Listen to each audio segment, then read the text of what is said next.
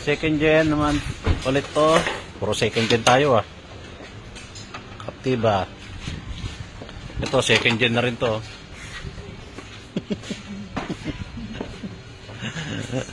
Ito electrical. Meron nilagay si kamag-anak ni Mang Kanor ata naglagay na to eh. Naglagay ng fuse box. Naglagay ng relay doon sa may ilalim ng fuse box. Ayan, nagtatry tayo ng ibang fuse box. Then tinanggal natin tong relay na nilagay. Yung pinsan ni Mang Kanor. Naayos natin. Tumitira naman ito si Jasper.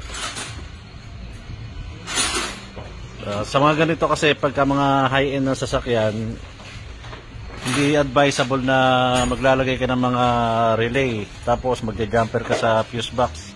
Daming tatamaan ito na na module. So ito ngayon kino-correct natin to, yung electrical nito. Para worry-free si sir pagka ginamit na tong Captiva at deliver natin sa kanya sa Nueva Ecija.